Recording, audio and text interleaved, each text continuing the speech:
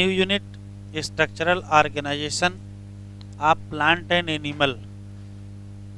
3 chapter हैं, morphology of flowering plant, anatomy of flowering plant और structural organisation of animal. अगर weightage की बात करें तो 3 to 4 क्वेश्चन मार्फोलॉजी से, 2 to 3 क्वेश्चन एनाटमी से और 2 to 3 क्वेश्चन स्ट्रक्चरल ऑर्गेनाइजेशन से। तो मोटा मोटा अगर देखेंगे तो 6 to 8 क्वेश्चन इस यूनिट से आते हैं। अभी क्या हुआ है कि जहाँ पर ये यूनिट का इंट्रोडक्शन लिखा होता है, इससे भी एग्जाम में क्वेश्चन आने लगे हैं, तो इसको पढ़ लेते हैं। वैसे इसमें कुछ विशेष बात याद रखनी नहीं है। कह रहा डिस्क्रिप्शन करो diverse form of life on earth. ये तभी संभव है कि उनका ऑब्जर्वेशन किया जाए, पहले नैक्ड आई से, बाद में मैग्नीफाइंग लेंसेज से और फिर माइक्रोस्कोप से। जब आप ऑब्जर्वेशन करेंगे तो ग्रास स्ट्रक्चरल फीचर दिखाई पड़ेंगे, वो चाहे एक्सटर्नल हो चाहे इंटरनल हो।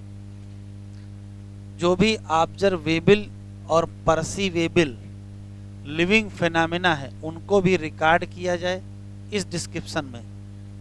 कह रहा है एक्सपेरिमेंटल बायोलॉजी से पहले, एक्सपेरिमेंटल बायोलॉजी में आती है फिजियोलॉजी जिसमें मैकेनिज्म होती है, उससे पहले जो इतने नेचुरलिस्ट थे, जिसने लिखा था French naturalist, British naturalist, German naturalist, तो जितने प्रकार के ये जो नेचुरलिस्ट हैं ये वास्तव में नेचुरल थिंग्स की स्टडी करते थे और नेचुरल थिंग में लिविंग ऑर्गेनिज्म भी आते हैं। तो पहले ये बायोलॉजी के जो अभी जूलॉजी के साइंटिस्ट है या बॉटनी के साइंटिस्ट है, ये ऐसा नहीं था।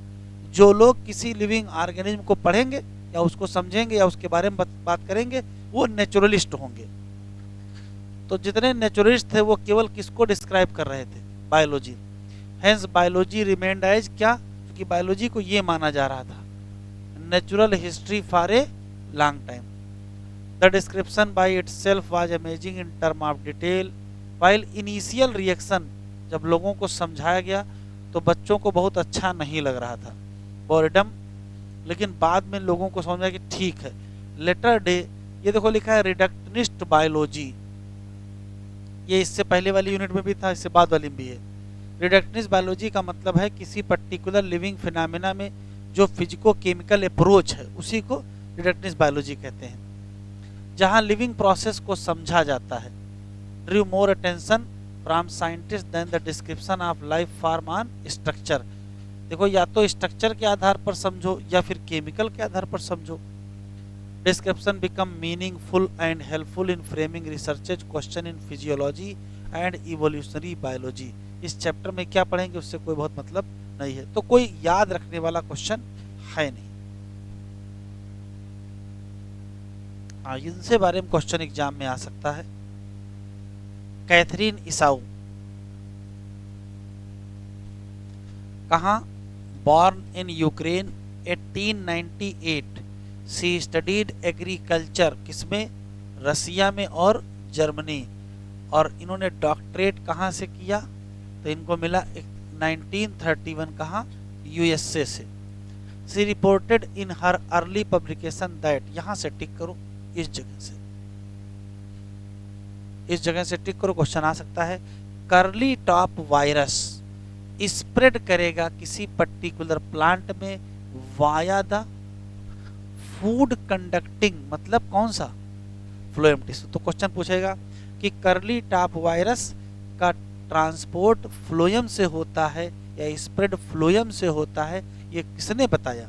तो इनका नाम बताएंगे, ठीक है। इन्होंने, इनका एक पेपर पब्लिश हुआ है डॉक्टर ईसाउस प्लांट एनाटॉमी, कब पब्लिश हुआ? 1954 में। Took a dynamic developmental approach design to the enhance one understanding of plant structure and enormous impact world wide, literally bring about revival of the discipline. बस ये याद रखना है कि ये प्लांट एनाटॉमी पब्लिश कब किया, बात खत्म। फिर इन्होंने नई किताब आई इनकी anatomy of the seed plant, ये फिर इन्हीं की है। ये कब पब्लिश हुई? 1960 में। तो किताब ही लिख रहे थे लगातार, 1954 में ये छपी है, 60 में ये आ गई। He was referred to a Webster's of the क्या plant biology its encyclopedia. 1957 she was elected, ये चुनी गई काहे के लिए? As national academy of science. ये 6th वोमेन थी to receive this honour. In addition to this prestigious award receive the national medal for science from president किससे? George Bush 1989। Katherine Esau expire कर गई कब? 1997। तो 1 साल अगर और जिंदा रह जाती, 1 साल कम रह गया, वरना 100 साल हो जाते। तो पीटर रेवन जो कि डायरेक्टर हैं एनाटमी एंड मॉर्फोलॉजी, कहाँ? Missouri botanical garden. Remembered that she is क्या? Absolutely dominate the field of plant biology even at the age of 99। ठीक है। तो कैथरीन ईसाऊ के बारे में जो क्वेश्चन पूछे जाएंगे अधिकतम वो 3-4 क्वेश्चन है। पहला सवाल तो इनकी ये बुक है जो पब्लिश कब हुई। फिर ये दूसरी बुक है, पब्लिश कब हुई। ठीक है, हो सकता भाई 1957 में ये चुने गए इसके लिए, और इनको 1989 में नेशनल मेडल फॉर साइंस मिला, किससे? जॉर्ज बुश से। अब पूछने को तो भाई कुछ भी पूछ सकते हैं। चलिए, chapter morphology of the flowering plant.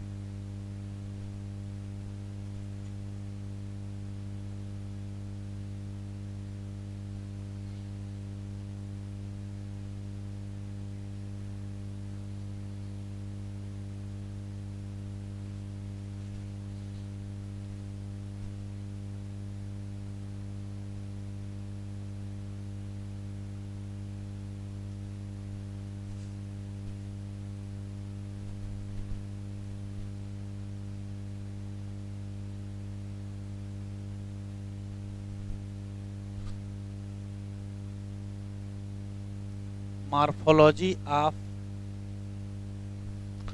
Flowering plant.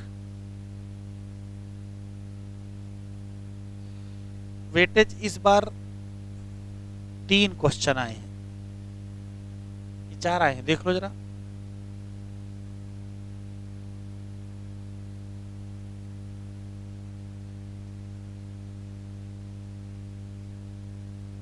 पिछली बार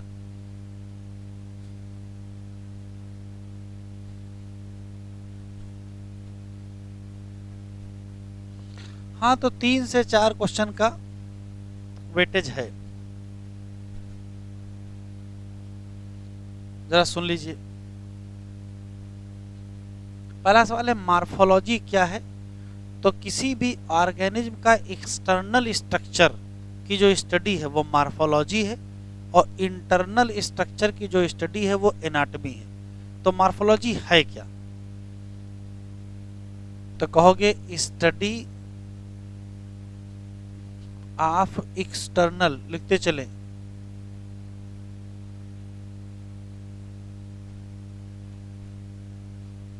स्ट्रक्चर, इसी को कहते हैं मॉर्फोलॉजी। अब हम लोग को प्लांट की मॉर्फोलॉजी पढ़ना है, तो किसी पर्टिकुलर अगर प्लांट को देखेंगे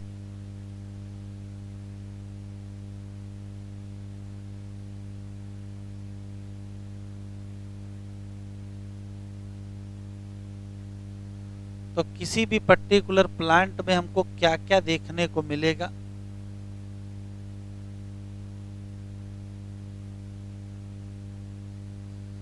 प्लांट में हमको 2 पार्ट देखने को मिलते हैं। एक ऐसा हिस्सा जो एबव द ग्राउंड होगा, और एक ऐसा हिस्सा जो अंडरग्राउंड होगा। यही 2 पार्ट होंगे, 2 स्ट्रक्चर, 2 फॉर्म दिखाई पड़ेंगे। जो हिस्सा ऊपर दिखाई पड़ता है इसको शूट सिस्टम कहते हैं, और जो हिस्सा अंडरग्राउंड होता है उसको रूट सिस्टम कहते हैं। तो ये क्या है, शूट सिस्टम, और ये क्या है, रूट सिस्टम। ये कहाँ है, पार्ट एबव ग्राउंड।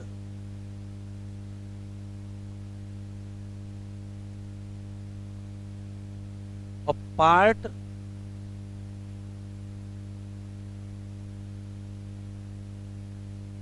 अंडरग्राउंड है। अब शूट सिस्टम में होगा क्या, तो शूट सिस्टम में कई चीजें होंगी, जैसे इसमें स्टेम होंगे, ब्रांच होंगे, लीफ होंगे, फ्लावर होंगे, इवन बड और फ्रूट भी मिलेंगे। और रूट सिस्टम में तो हमको रूट ही मिलेंगे। तो किसी भी प्लांट की मार्फोलॉजी की अगर बात करेंगे तो मार्फोलॉजी वाइज प्लांट दो हिस्सों में बटा हुआ है, शूट सिस्टम और रूट सिस्टम। शूट सिस्टम में स्टेम है, ब्रांचेज हैं, फ्लावर है, बड है, फ्रूट है, और रूट सिस्टम में रूट की ब्रांचेज हैं।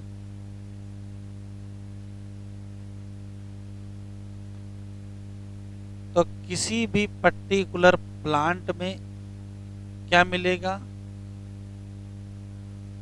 शूट सिस्टम,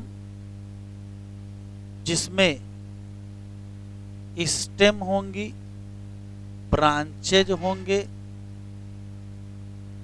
लीव्स होंगे, बड होंगे, फ्लावर, और क्या मिलेगा, फ्रूट। लेकिन रूट सिस्टम भी होगा, लिखते चलें, जिसमें रूट एंड ब्रांचेज होगा। वैसे तो सभी एंजियोस्पर्म में हमको root, stem, leaf, flower, fruit वगैरह मिलेंगे, लेकिन क्या सभी एंजियोस्पर्मिक प्लांट का स्ट्रक्चर या मार्फोलॉजी एक जैसी होती है? तो कहोगे एक जैसी नहीं होती। क्यों? क्योंकि अलग अलग प्लांट अलग अलग नेचुरल हैबिटेट में सरवाइव कर रहा है। तो जो नेचुरल कंडीशन होंगी उनके हिसाब से उनको एडाप्टेशन भी तो करना पड़ेगा। अगर कोई पौधा बहुत ठंडे एरिया में होगा तो उसकी लीफ दूसरे प्रकार की होंगी, नमी वाला एरिया ज़्यादा होगा तो उसकी लीफ दूसरे प्रकार की होंगी। तो कोई कौन सा पौधा किस हैबिटेट में है ये भी तो तय करेगा। तो वैसे तो बेसिक बात वही है कि सब में रूट है, सब में स्टेम है, सब में लीफ है, सब में फ्लावर है, सब में ब्रांच है, लेकिन फिर भी स्ट्रक्चरल डिफरेंस या स्ट्रक्चरल वेरिएशन देखने को मिलेगा, क्योंकि adaptation to the different condition हो। लिख लीजिए,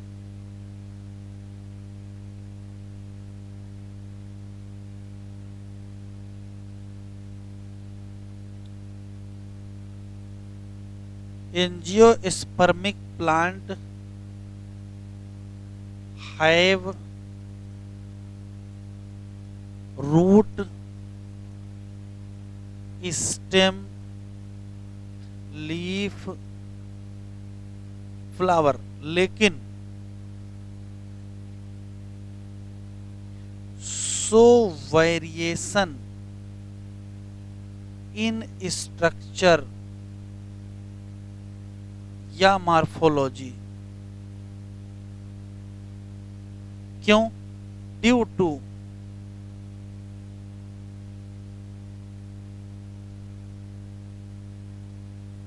एडाप्टेशन।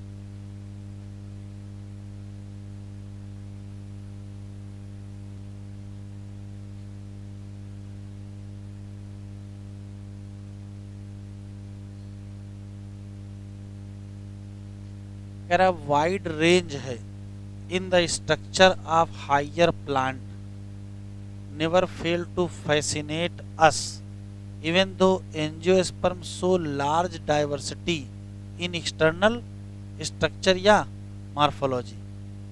लेकिन सब में क्या है, सब में रूट है, स्टेम है, लीफ है, फ्लावर और फ्रूट। कह रहा है चैप्टर 2-3 में क्या पढ़े, तो क्लासिफिकेशन पढ़े। इस पैराग्राफ में कुछ खास बात नहीं है। यहाँ से फिर देखना है, variation in different part found as adaptation of plant to their environment. Adaptation to various habitat काहे के लिए, प्रोटेक्शन, क्लाइंबिंग या स्टोरेज के लिए। ठीक है। सब में all of them have root, stem and leaf. हो सकता है उसमें क्या मिले, फ्लावर और फ्रूट मिल जाए अगर हम किसी वीड की बात करें। Underground part of flowering plant को कहते क्या, जबकि जो पोर्शन ऊपर की तरफ उसे क्या कहते हैं, शूट सिस्टम। तो कोई विशेष क्वेश्चन याद नहीं रखना है इसमें, पहली हेडिंग डालिए रूट।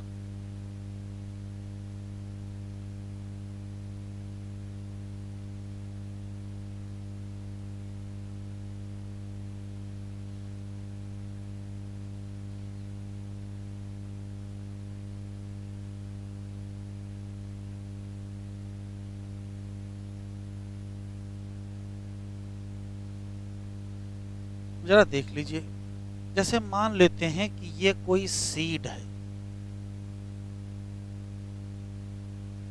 और इस सीड का जर्मिनेशन होगा, तो सीड के अंदर पाया जाता है एम्ब्रायो, और उसका डेवलपमेंट जब होगा तो देखो क्या निकलेगा। सीड के जर्मिनेशन के समय अंकुर निकलते हैं छोटे छोटे, तो होते क्या वो देखिए।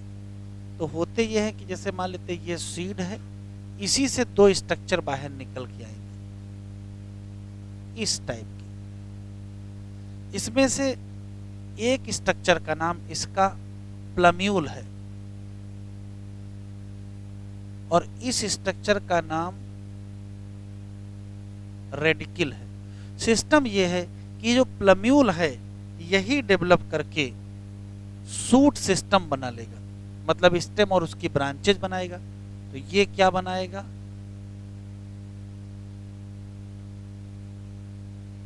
Shoot system. और रेडिकल की खास बात यह है कि ये डेवलप करके क्या बना लेगा, रूट सिस्टम।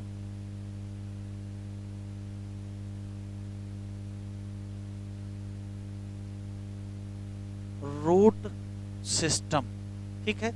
कहने का मतलब है कि ये बना लेंगे स्टेम और ये बना लेंगे क्या, रूट। सिर्फ स्टेम ही नहीं बनाएंगे,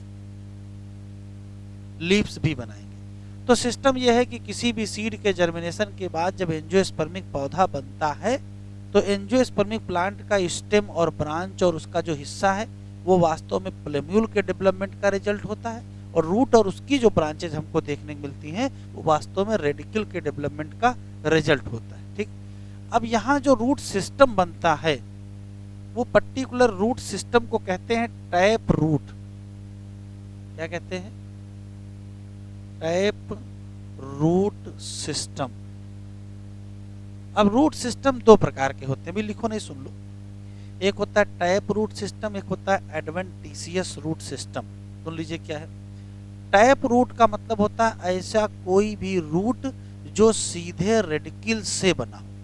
यदि सीधे रेडिकल से बना होगा तो उसी का नाम क्या होगा, टैप रूट सिस्टम।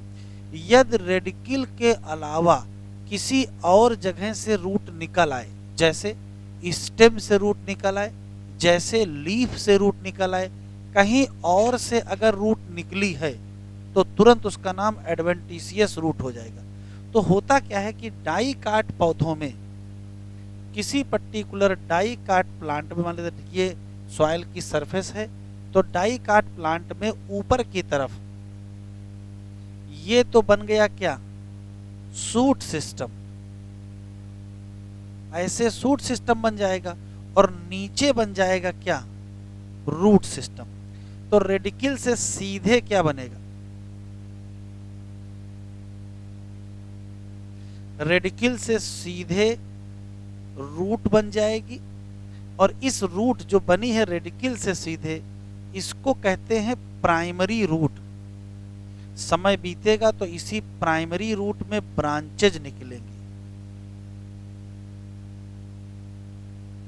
इसमें ब्रांचेज निकलेंगी और इनका नाम होगा सेकेंडरी रूट। और सेकेंडरी में भी क्या करेंगी, ब्रांचेज बनेंगी और उनका नाम होगा टर्सरी रूट। तो सिस्टम ये है कि जो ये रूट है ये है प्राइमरी रूट, जो सीधे किसके एलांगेशन से बनेगी, रेडिकल, और उसकी ब्रांचेज से अभी बनाओ नहीं, बनाने का टाइम देंगे। सेकेंडरी रूट और उसकी ब्रांचेस से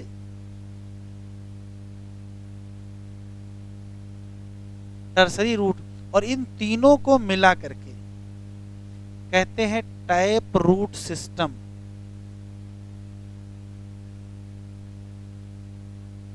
और टैप रूट सिस्टम किसमें पाया जाएगा, तो कहोगे इन डाई काट। ये डाई काट प्लांट की पहचान है। एनसीईआरटी में एक एग्जाम्पल दिया है, मस्टर्ड।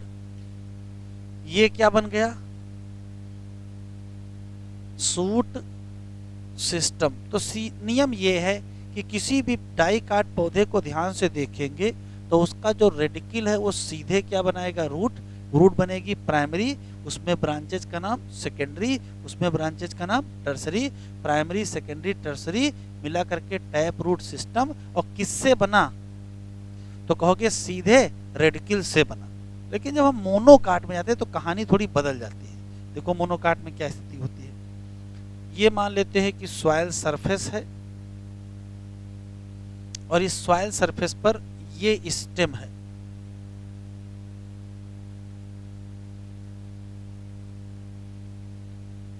ये मान लेते हैं स्टेम है। तो हुआ ये कि रेडिकल से सीधे बनी कौन सी रूट, प्राइमरी रूट। रेडिकल से सीधे बनी प्राइमरी रूट, लेकिन प्राइमरी रूट बहुत देर जीवित नहीं रहती है, जल्दी ही प्राइमरी रूट डीजनरेट हो जाती है। फिर से सुनते हैं, मोनोकाट प्लांट में रेडिकल से बनी प्राइमरी रूट, लेकिन प्राइमरी रूट होती है शॉर्ट लिव्ड। तो अगर रूट शॉर्ट लिव्ड है तो क्या होगा, जल्दी ही ये डीजनरेट हो जाएगी। तो रूट हो गई डीजनरेट, तब तो फिर पौधे की डेथ हो जाएगी। तो हल निकाला गया है। हल देखो क्या निकाला गया, हल ये निकाला गया कि इस बेस ऑफ स्टेम से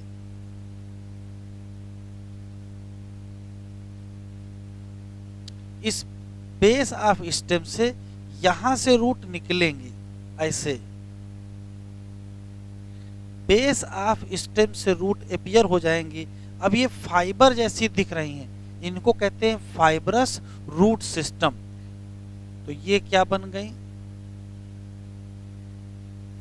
फाइबरस रूट सिस्टम। और ये कहां से निकली हैं, फ्रॉम बेस ऑफ स्टेम। और किसमें पाई जाएंगी, तो कहोगे मोनोकाट।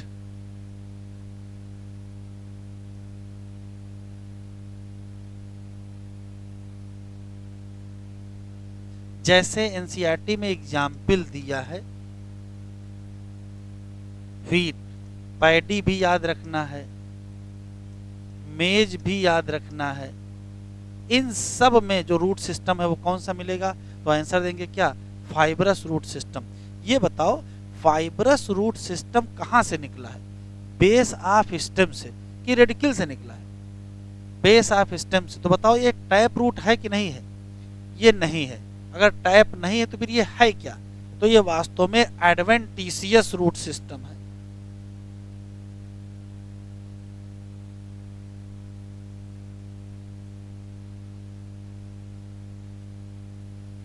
फिर से सुन लेते हैं, अभी लिखो नहीं, लिखने का टाइम देंगे। किसी भी सीड के जर्मिनेशन से दो चीजें बनती हैं, प्लम्यूल और रेडिकल। वास्तव में वो एम्ब्रायो के ही पार्ट होते हैं।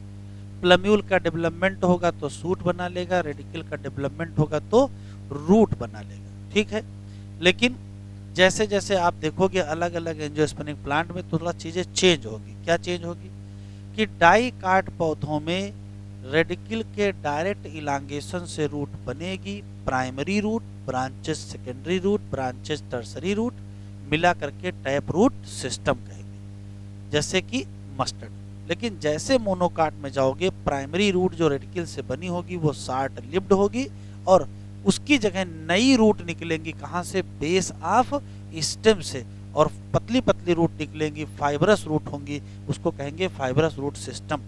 ऐसी कोई भी रूट जो अदर देन रेडिकल से निकलेगी उसका नाम रखना पड़ेगा क्या, फाइबरस, कौन सा, एडवेंटिशियस रूट सिस्टम। जैसे जैसे जैसे मान लेते हैं कि ये बरगद का पेड़ है,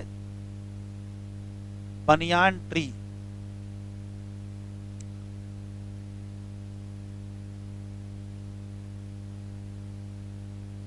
इस बनियान ट्री को अगर ध्यान से देखेंगे तो यहां पर ऐसे ऐसे रूट्स लटकी हुई होती हैं। इन रूट को हैंगिंग रूट या प्रॉप रूट कहते हैं। कहां से निकल के आई हैं, एराइज फ्रॉम स्टेम ब्रांचेज। तो इनको भी हम क्या कहेंगे, एडवेंटिशियस रूट।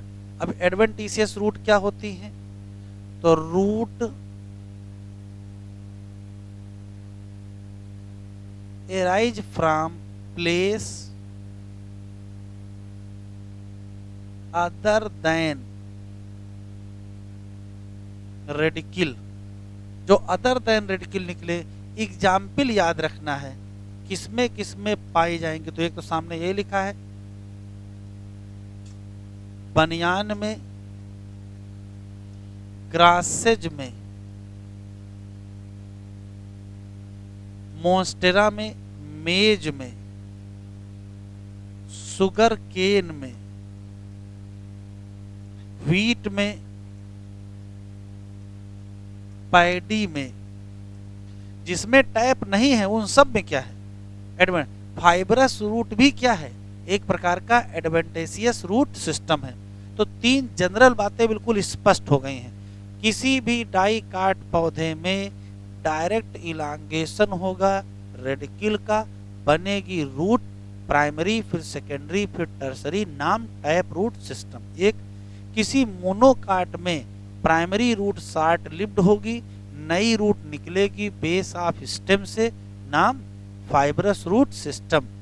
कोई भी ऐसी रूट जो अदर देन रेडिकल से निकल के आ गई उसका नाम एडवेंटिशियस रूट सिस्टम।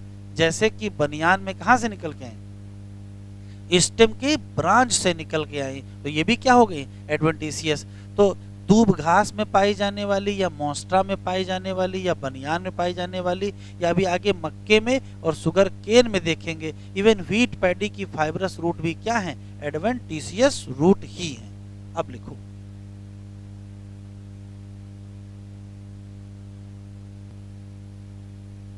लिखें, फिर लिखें,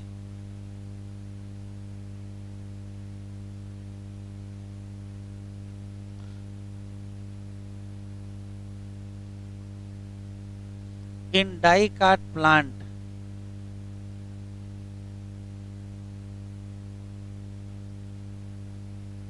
क्या होता है, डायरेक्ट इलांगेशन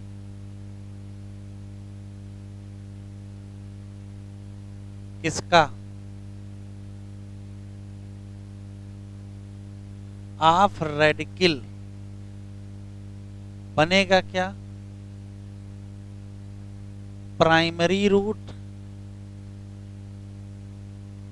और उसके बाद secondary and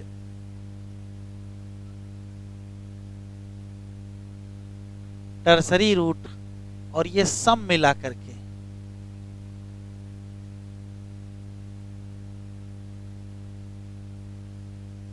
tap root system.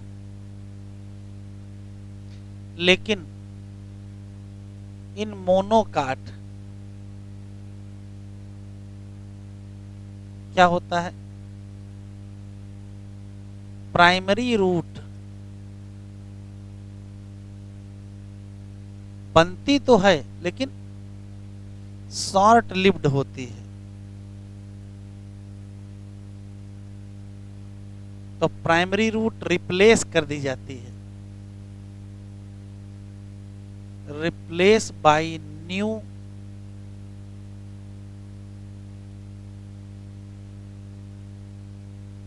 Fibrous root, जो निकलेंगी कहां से?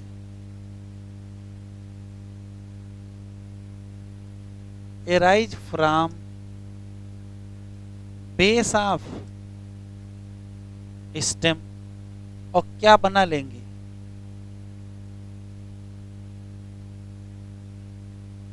Fibrous root system. तो जो कंक्लूसिव लाइन याद रखनी है, root arise from radicle, tap root, और other than radicle adventitious root.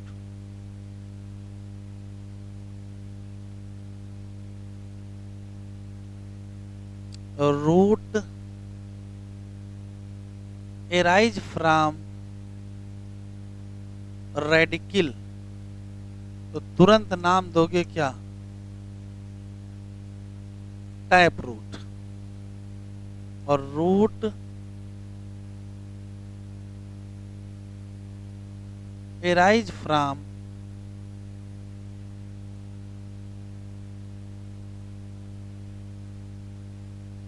Other then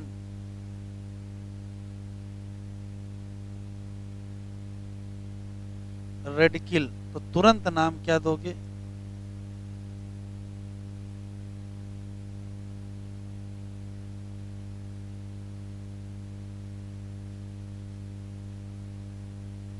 adventitious root.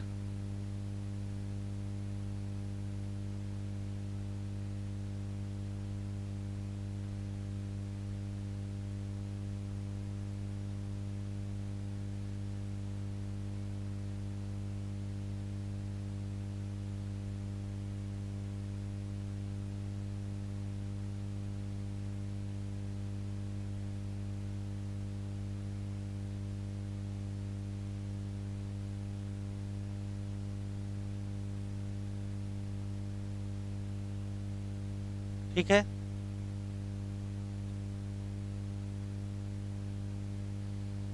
एक क्वेश्चन और है, रूट का काम क्या है?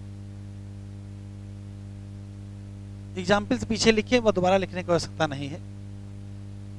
फंक्शन ऑफ रूट,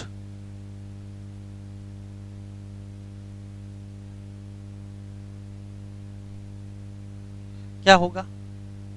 तो रूट का मेन काम है कि absorption of water and mineral from soil, ये पहला काम है।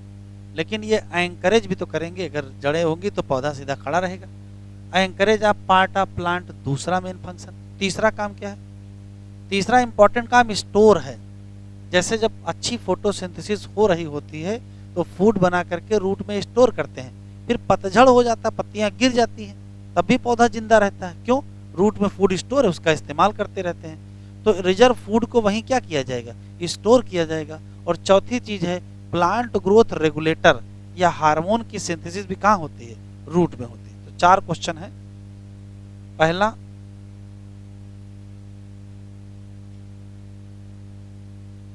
Absorption of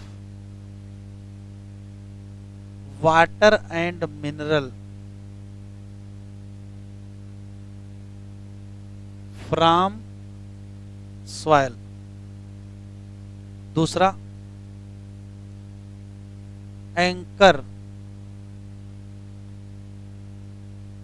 encourage of plant part. तीसरा, स्टोर करना है,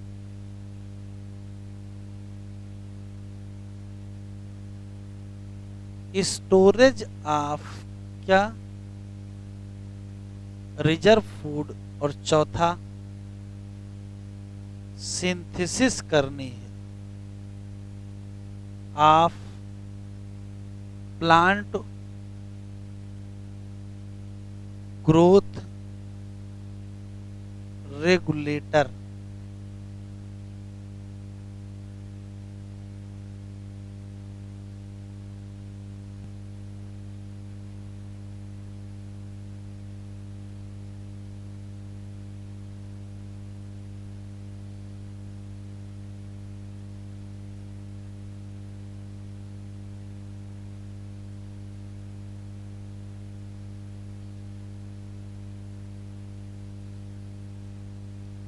जरा एनसीईआरटी ओपन करो।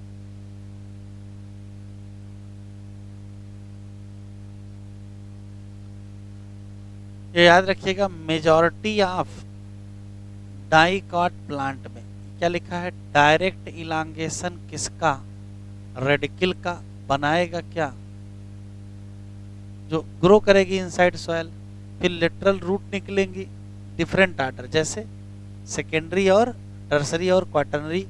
प्राइमरी रूट ले लो और उसकी ब्रांच ले लो, तो क्या बना दोगे, बना दोगे टैप रूट सिस्टम, जो डाइकाट की पहचान है, जैसे कि मस्टर्ड। लेकिन जब हम मोनोकाट में जाएंगे तो कहोगे प्राइमरी रूट, तो ये मतलब ना निकाल लीजिएगा कि प्राइमरी रूट बनती ही नहीं है, प्राइमरी रूट बनेगी बस, उसके बाद समाप्त हो जाएगी। शॉर्ट लिव्ड तो जल्दी ही क्या हो जाएगी, replace large number of root, these root originate from base of stem, और बनाएंगे क्या, फाइबरस रूट सिस्टम। क्योंकि बेस ऑफ स्टेम से निकले तो ये भी एडवेंटिशियस है, ये मोनोकाट में मिलेंगी जैसे व्हीट में। इन सम प्लांट, जैसे ग्रास है, चाहे मोस्टेरा हो, चाहे banyan, root arise from part of plant other than radical, तो अदर देन रेडिकल होगी तो नाम, तो फाइबरस रूट भी क्या है, एडवेंटिशियस रूट है। Main function of root system absorption of water and mineral, provide proper anchorage to plant part और स्टोरिंग रिजर्व फूड मटेरियल और synthesis of plant growth regulator. Diagram बना है, ये प्राइमरी रूट है, सेकेंडरी टर्सरी यहाँ होंगी, ये रूट सिस्टम, ये सूट सिस्टम है, और यहाँ देख लीजिए ये टैप रूट सिस्टम है, ये फाइबरस रूट सिस्टम है, और ये एडवेंटिशियस दिया हुआ है। ये मोस्टेरा का डायग्राम, ये स्टेम से देखें छोटी छोटी क्या निकल रही हैं, रूट से राइज हो रही हैं। चलिए हेडिंग डालिए, reason of root.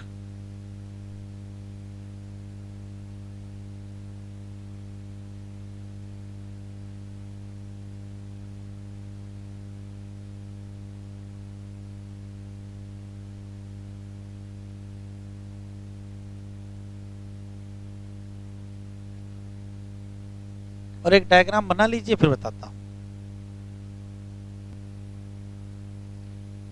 Reason of root, जब हम लोग प्लांट ग्रोथ एंड डेवलपमेंट पढ़ रहे थे तो वहां ये डायग्राम इस टाइप का फिर बना हुआ था, वहां भी यही सब बातें बताई गई थी कि किसी भी रूट को अगर ध्यान से देखेंगे तो ये है root apex,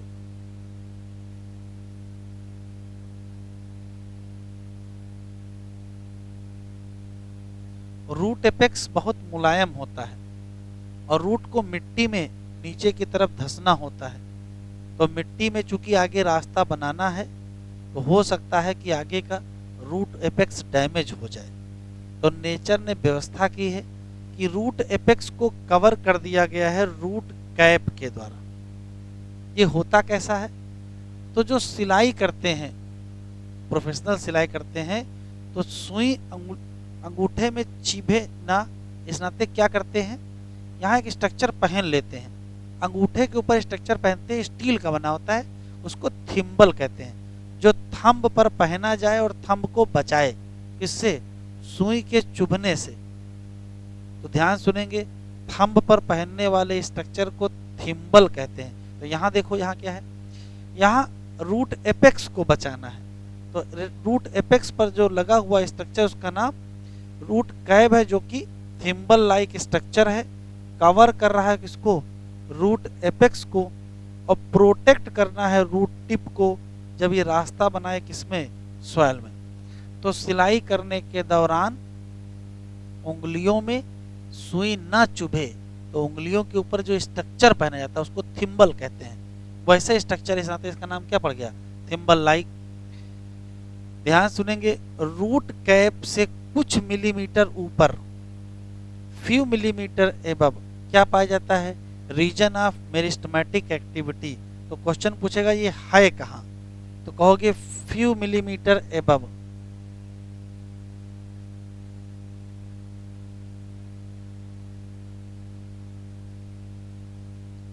root cap, root cap से कुछ मिलीमीटर ऊपर पाया जाता है, नाम क्या है, रीजन ऑफ मेरिस्टेमेटिक एक्टिविटी।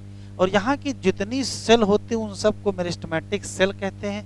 और ख़ास बात, जैसे मान लो ये लाइन है, ख़ास बात ये है कि जितनी भी मेरिस्टेमेटिक सेल होती हैं वो डिवाइड करती हैं। एक सेल से दो सेल बनाएंगे, तो जब दो सेल बनेगी तो एक सेल चली जाएगी कहाँ, रीजन ऑफ इलांगेशन, और एक कहाँ रह जाएगी, उसी मेरिस्टेमेटिक रीजन में रह जाएगी। तो यहाँ की जो सेल हैं वो बहुत छोटी होती हैं, थिन वॉल होती हैं, डेंस प्रोटोप्लाज्म होता है, कंटिन्यूअस डिवाइडिंग होती हैं।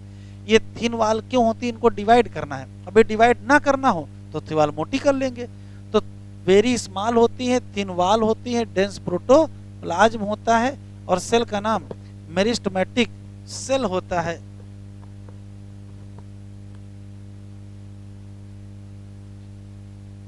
इसके ठीक पहले को प्रॉक्सिमल कहेंगे, उसके ठीक पहले को और प्रॉक्सिमल कहेंगे। तो मेरिस्टेमेटिक एक्टिविटी के रीजन के ठीक पहले मतलब proximal to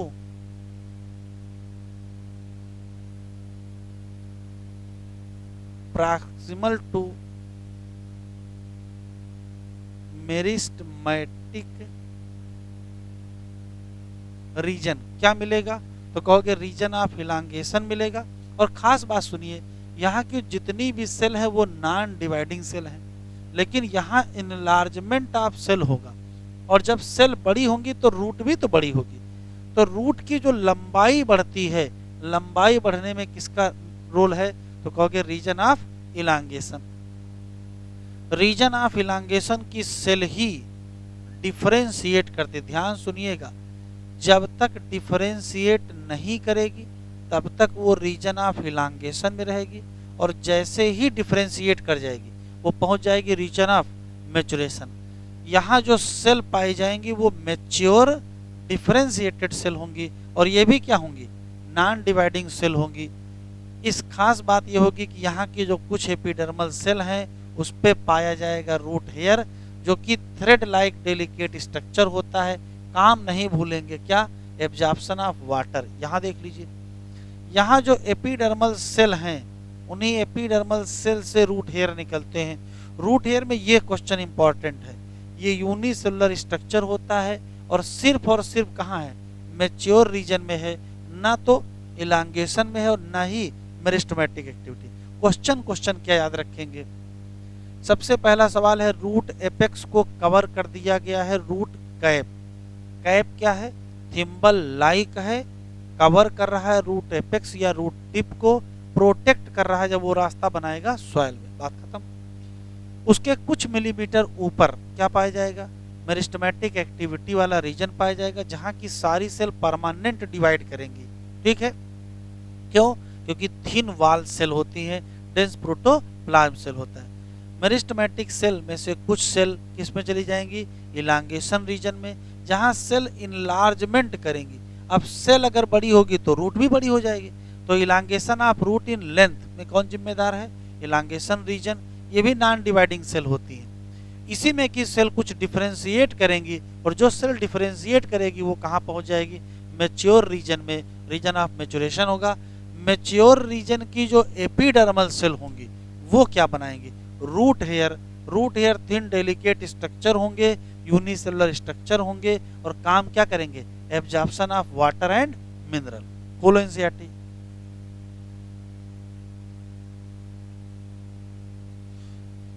root cover at apex, ये क्या लिखा है, थिम्बल लाइक स्ट्रक्चर नाम, it protect the tender apex of root. जब ये रास्ता बनाएगा किसमें, सॉइल। क्या लिखा है, कुछ मिलीमीटर एबव क्या मिलेगा, रूट कैप के, कौन सा, region of meristematic activity. Cell of this region क्या, very small, thin wall, dense protoplasm, divide करेंगी repeatedly. Cell proximal to this region undergo rapid elongation और इनलार्जमेंट। यही रिस्पॉन्सिबल है किसके लिए, growth of root in length. This region is called region of elongation. Cell of elongation zone gradually, ये अच्छा सवाल है, कौन से रीजन की सेल डिफरेंशिएट होती हैं, तो इलांगेशन। और जब डिफरेंशिएट होंगी तो Hence, the zone present proximal to the region of elongation is called region of maturation. यहाँ से लिखा है दिस रीजन से कुछ एपिडर्मल सेल क्या बनाएंगे, very fine delicate thread like structure, नाम क्या, रूट हेयर, और काम क्या, एब्जॉर्ब वाटर और मिनरल फ्रॉम सॉइल। हेडिंग डालिए मॉडिफिकेशन ऑफ रूट। सुन लीजिए, दो तीन बातें फिर लिखेंगे। नई वाली एनसीईआरटी में मॉडिफिकेशन ऑफ रूट दिया नहीं, लेकिन आपको पढ़ना है। मॉडिफिकेशन का मतलब समझ लीजिए क्या है। देखिए, रूट का असली काम है वाटर और मिनरल को एब्जॉर्ब करना, लेकिन वाटर और मिनरल के एब्जॉर्प्शन के अलावा यदि कुछ और काम करने लगे तो रूट में अपने आप में कुछ चेंज लाना पड़ेगा, चेंज को मॉडिफिकेशन कहेंगे। अब कौन सा काम करेंगे, देखो भाई, या तो ये मॉडिफाई करेंगे स्टोरेज के लिए, तो यदि स्टोर करने के लिए मॉडिफाई हो रहे हैं तो फिर रूट अपना साइज क्या कर लेगी, बड़ा कर लेगी, तभी तो स्टोर कर पाएंगे। तो या तो स्वेल कर जाएंगी और स्वेल करके क्या करेंगे, स्टोर करेंगे, एक ऑप्शन ये है। दूसरा हो सकता है कि फिर सपोर्ट करें, जैसे अभी बनियान का ट्री देखे थे, तो बनियान ट्री की जो ब्रांचेज होती है उससे रूट लटकती रहती हैं, ये जाके नीचे सॉइल के टच में आ जाती हैं। ऊपर का पर्पज क्या है, जो ये ब्रांच है उसको सपोर्ट मिल जाएगा, तो या तो सपोर्ट के लिए हो जाएगा दूसरा, और या तो फिर ये रेस्पायरेशन के लिए। कैसे रेस्पायरेशन के लिए भी आगे पढ़ाएंगे। तो root other than main function के अलावा मॉडिफाई करेंगे, या तो स्टोरेज के लिए, या तो सपोर्ट के लिए, और या तो रेस्पायरेशन। अब किसमें स्टोरेज के लिए, किसमें सपोर्ट के लिए, और किसमें रेस्पायरेशन के लिए, वो एग्जाम्पल के साथ आपको समझ में आ जाएगा। तो एक लाइन जरा लिख लेते हैं पहले।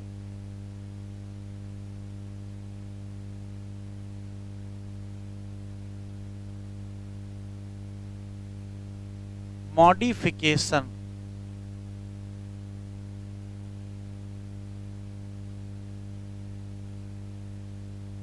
ऑफ रूट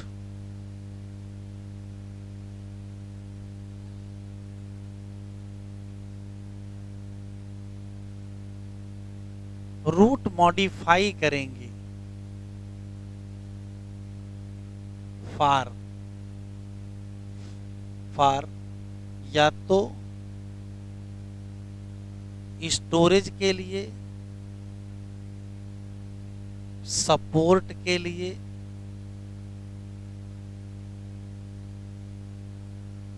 और रेस्पायरेशन के लिए। कैसे, देखो, पहला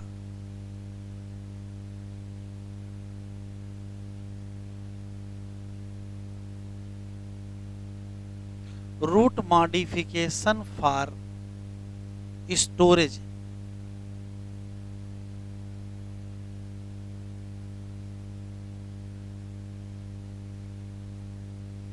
स्टोरेज के लिए कहां कहां मॉडिफाई करेगा, तो ध्यान सुनिएगा।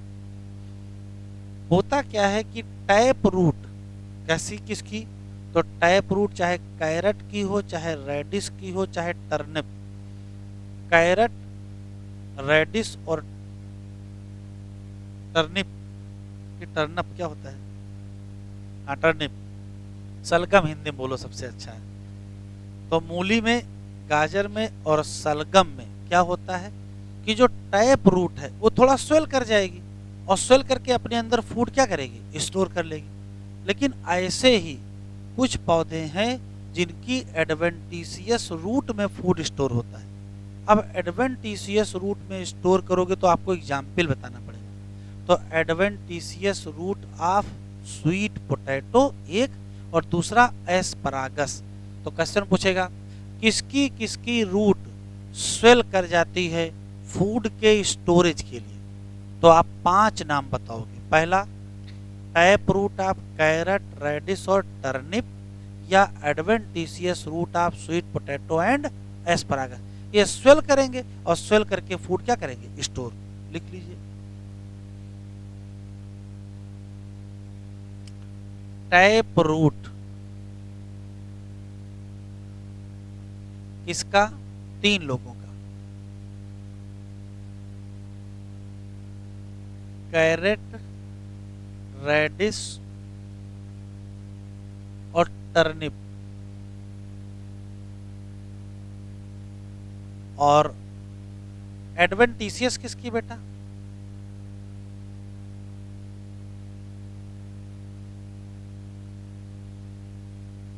दो लोगों की, स्वीट पोटैटो और एस्परागस। ये सब लोग, ये दोनों स्वेल कर जाएंगे और मॉडिफाई कर जाएंगे। इसके लिए स्टोरेज। तो बताओ स्टोरेज में कौन कौन मॉडिफाई कर रहा है? तो कहोगे 5 लोग मॉडिफाई कर रहे हैं अपनी जड़ों। 5 में 3 टैप वाले हैं और 2 एडवेंटिशियस वाले। दूसरा है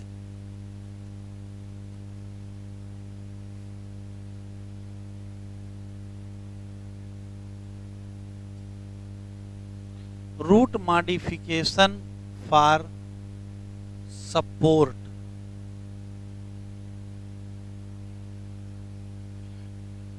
रूट मॉडिफिकेशन आप सपोर्ट में अगर एग्जाम्पल आपसे पूछेगा तो आप 3 नाम देंगे, बनियान ट्री, मेज एंड शुगर केन। कैसे, वो भी दिखाई पड़ेगा।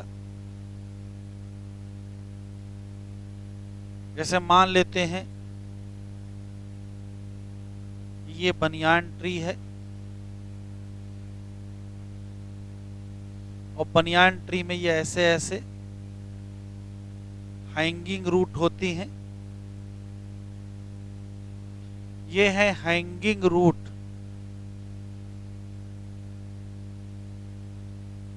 या इन्हीं को कहते हैं प्राप रूट ऑफ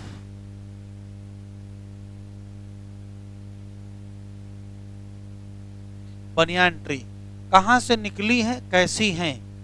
तो स्टेम की ब्रांच से निकली हैं, सॉइल के टच में जाती हैं और ब्रांच को क्या कर रही हैं? सपोर्ट कर रही हैं। ये क्या है?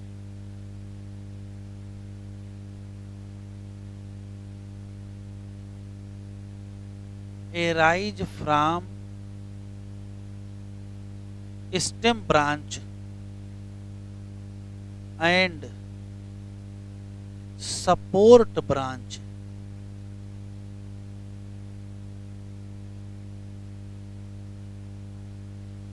जो कि स्टेम की ब्रांच से निकली है तो कैसी रूट है? एडवेंटिशियस रूट है।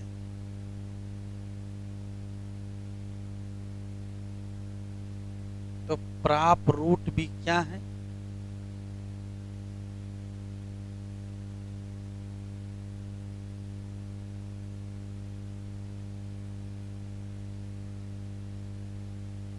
Adventitious root. इसी तरीके से अगर हम शुगर केन और मेज की बात कर लें,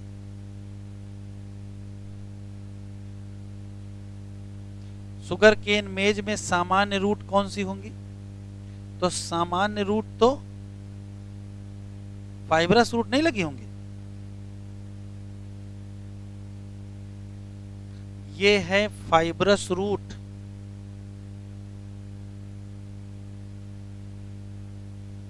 और ये है स्टेम।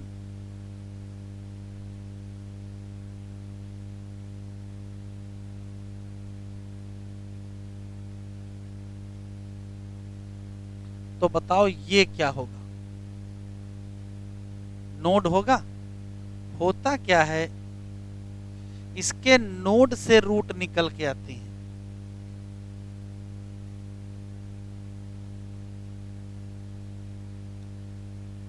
ये है स्टिल्ट रूट। कहां से निकली? Arise from lower node. Purpose क्या है? ये सपोर्ट करती हैं स्टेम को।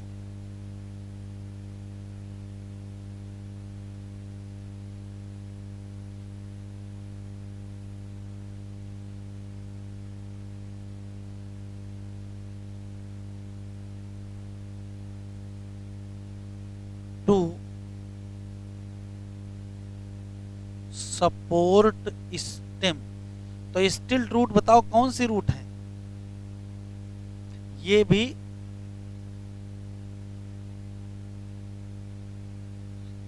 भी एडवेंटिशियस रूट है। किसमें है? तो मेज में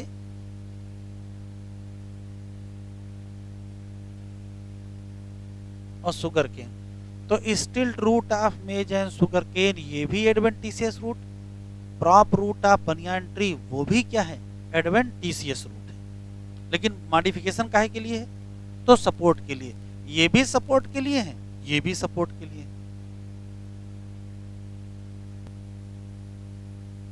याद रखो क्या? तीसरा है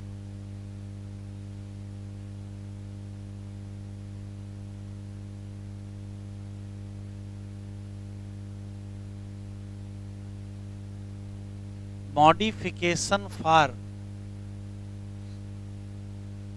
रेस्पायरेशन। जरा देखिए इधर, ये एक प्लांट है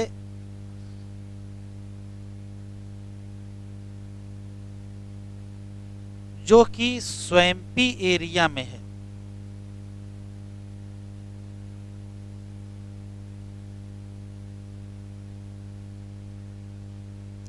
राइजोफोरा।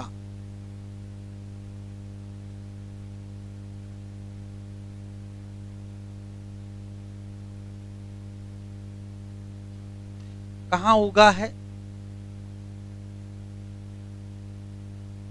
ग्रो इन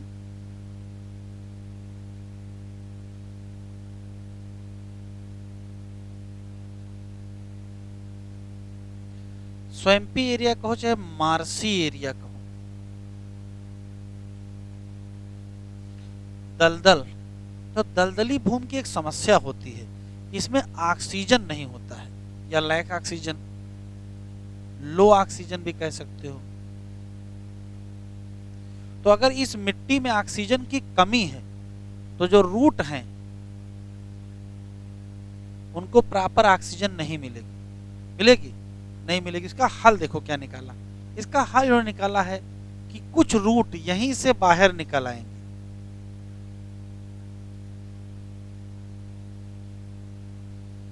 कुछ रूट ग्रो करेंगी अपवर्ड, ये है एरियल रूट बन जाएंगे। तो कुछ रूट ऐसी होंगी जो मिट्टी के बाहर निकल आएंगी और ऊपर की तरफ ग्रो करेंगी अगेंस्ट द ग्रेविटी। ये जो रूट हैं यही रेस्पिरेटरी रूट हैं, इनको न्यूमेटोफोर कहते हैं। न्यूमेटोफोर है, यही क्या है?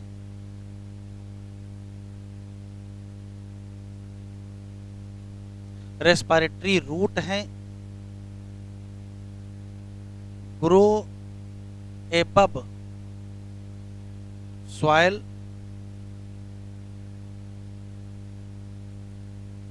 सरफेस अपवर्ड, ऊपर की तरफ ग्रो करते हैं। काहे के लिए? एक्सचेंज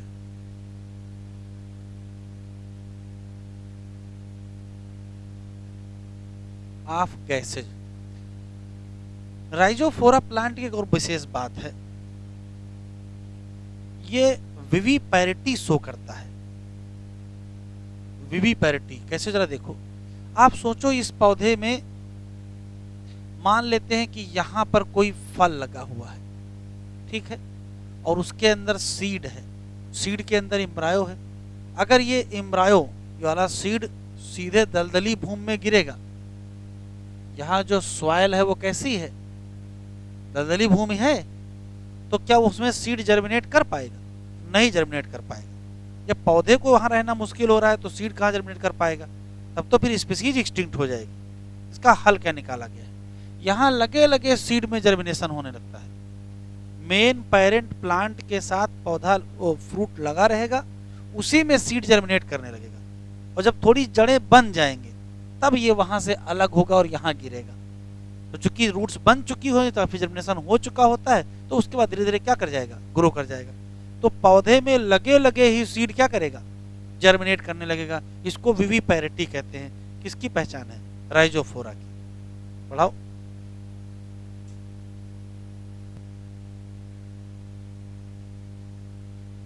एनसीईआरटी ओपन करें। Root in some plant change their and structure और मॉडिफाई कर गए फंक्शन अदर देन एब्जॉर्प्शन। यार कुछ और काम करेंगे, जैसे सपोर्ट, स्टोरेज, और यहां से टिक करो, इस जगह से इंपॉर्टेंट है। Tap root of carrot, turnip and radish और adventitious root of sweet potato and asparagus. ये स्वेलन हो गए और स्टोर क्या करने लगे? फूड। कह रहा कुछ और एग्जाम्पल जोड़ सकते हो? तो हाँ जोड़ सकते, दो जोड़ लिए हैं। You have wondered what are those hanging structure support a banyan tree. तो हैंगिंग स्ट्रक्चर का नाम प्रॉप रूट है। सिमिलरली स्टेम ऑफ एंड क्या have supporting root coming out from lower node of stem. These are called in some plant, जैसे Rhizophora कहाँ grow किया? Root come out from the ground and grow vertically upward. ऐसी जड़ों को कहेंगे क्या? और हेल्प इन रेस्पाइरेशन।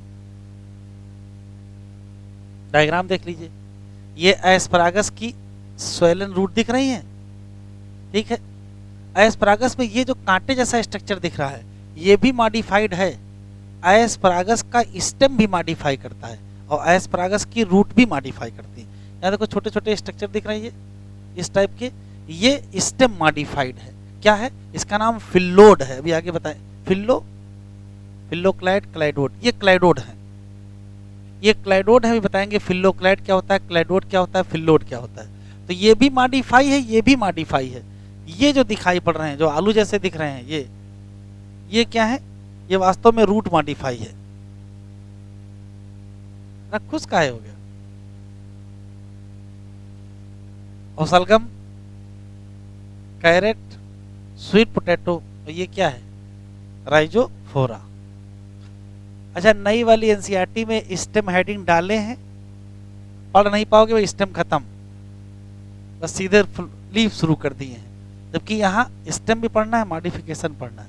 हेडिंग डालो स्टेम। पहले सुनेंगे। पहला सवाल है कि स्टेम किसका पार्ट है? शूट सिस्टम का पार्ट है। इसका मतलब कहां से निकला होगा? प्लम्यूल से कि रेटिकल से? Develop from plumule. एक बात। स्टेम में होंगी ब्रांचेज, स्टेम में होंगी लीफ, स्टेम में होंगी बड, स्टेम में होंगे फ्लावर और स्टेम पे ही पाए जाएंगे क्या? फ्रूट्स। तो बाकी सारी चीजें यहीं मिलेंगी। स्टेम का काम क्या है? तो कहोगे स्टेम का काम है रूट के द्वारा जो वाटर और मिनरल एब्जॉर्ब किया गया है उसको ट्रांसपोर्ट करो और लीफ तक ले जाओ। तो वाटर और मिनरल का ट्रांसपोर्ट करके लीफ पहुंचा दो और लीफ ने जो फोटोसिंथेसिस की है उससे जो शुगर बनी है उसको ट्रांसपोर्ट कर दो डिफरेंट ऑर्गन को। तो वाटर और मिनरल का ट्रांसपोर्ट नीचे से ऊपर है और फोटोसिंथेटिक प्रोडक्ट का ट्रांसपोर्ट ऊपर से नीचे है। किस कलर का होता है स्टेम? तो कहोगे ग्रीन कलर का होता है। स्टेम ग्रीन कलर का होता है किसी भी यंग प्लांट में, लेकिन जब प्लांट ग्रो करता है, एडल्ट हो जाता है, तो स्टेम वुडी हो जाता है और ब्राउन कलर का हो जाता है। कैसे पहचानते हो कि ये स्टेम है, ये रूट नहीं है? क्योंकि स्टेम भी अंडरग्राउंड होते हैं। तो भले ही स्टेम अंडरग्राउंड हो जाए लेकिन स्टेम अपनी प्रॉपर्टी चेंज नहीं करेगा। क्या? स्टेम की पहचान है नोड और इंटर नोड का पाया जाना। रूट में नोड इंटर नोड नहीं होते, स्टेम में होते हैं। तो नोड और इंटर नोड का पाया जाना स्टेम की पहचान है। कैसे बताओगे कि ये नोड है और ये इंटर नोड है? तो दो नोड के बीच तो इंटर नोड हो गया तो बातें खत्म। तो असली चीज तो नोड है, नोड पहचानना। कैसे पहचानोगे ये नोड है? तो स्टेम में जिस जगह से लीफ लगी हो, ऐसे सुनते हैं, स्टेम में जिस जगह से लीफ लगी हो या बड लगी हो उस जगह को नोड कहते हैं। स्टेम में जिस जगह से लीफ लगी हो या बड लगी हो, या वो बड हो सकता ब्रांच बनाई हो, उसी जगह का नाम क्या होगा? नोड होगा। और दो नोड के बीच इंटर नोड होगा। सामान्यतया स्टेम एरियल होता है, लेकिन कुछ पौधों में स्टेम अंडर ग्राउंड होता है। ये जनरल कहानी है। इससे बेहतर क्वेश्चन हमको इस हेडिंग में मिलेंगे। कहाँ? मॉडिफिकेशन ऑफ स्टेम में। तो कुछ पॉइंट्स लिख लेते हैं।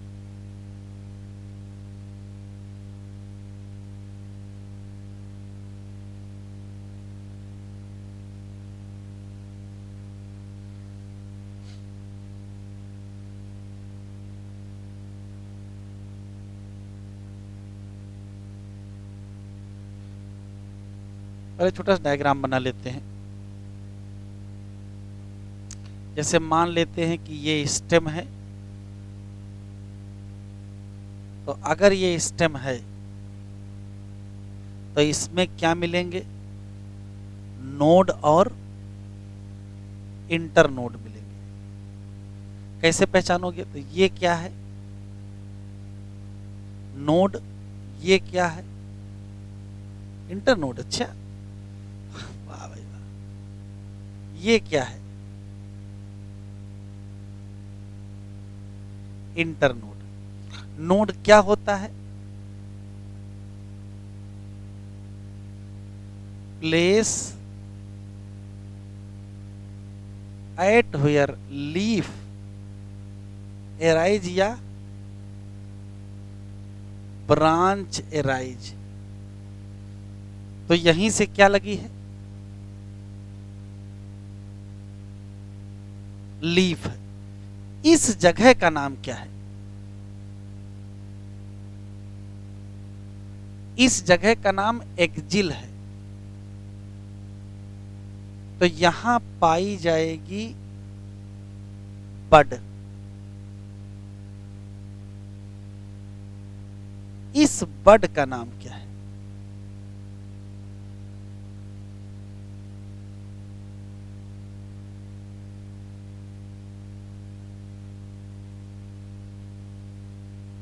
बड क्या करेगी भविष्य में? तो या तो क्या बना लेगी?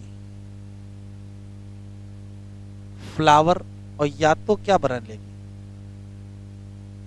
ब्रांच। ठीक है। तो सामान्यतया स्टेम की क्या पहचान है? Stem is the part of shoot system develop from plumule. Stem consist of branches.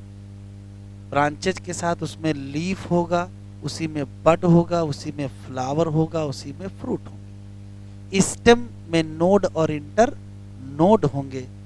Node वो है जहां से लीफ निकला है। इंटर नोड वो है जो प्रेजेंट है बिटवीन टू नोड।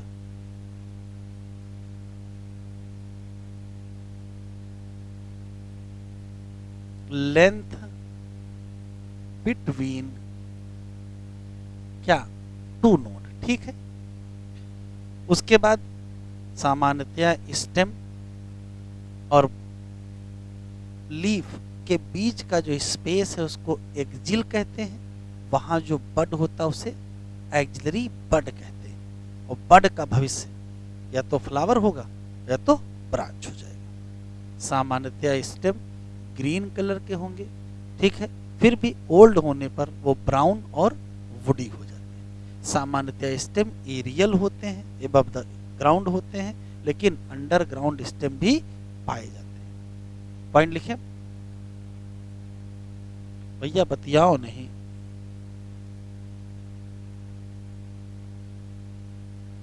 लिख लीजिए। Stem are part of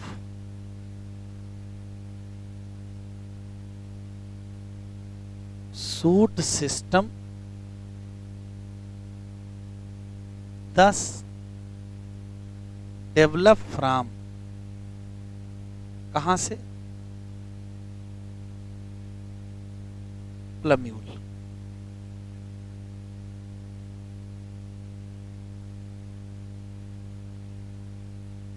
stem has branches with leaves, bud, flower, fruit.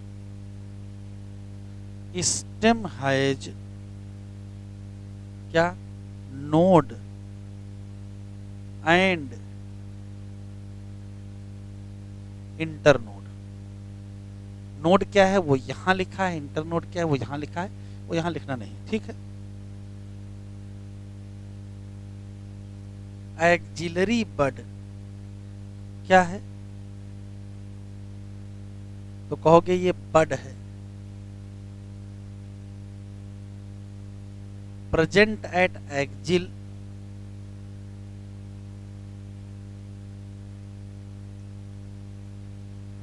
Axile of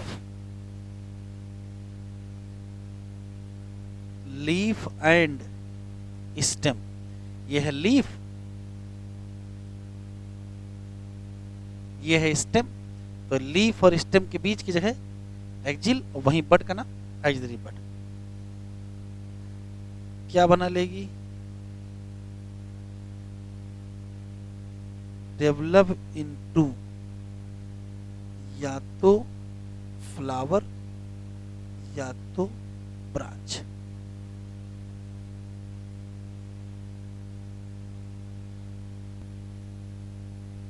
लिख लिए ये?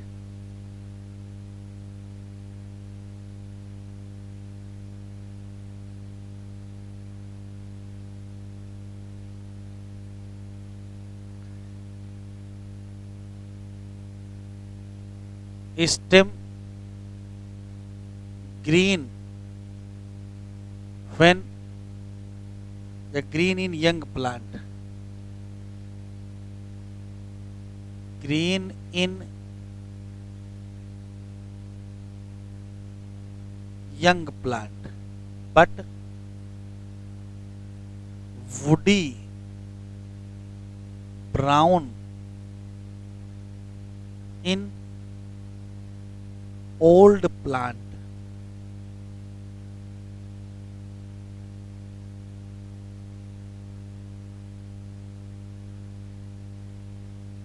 Normally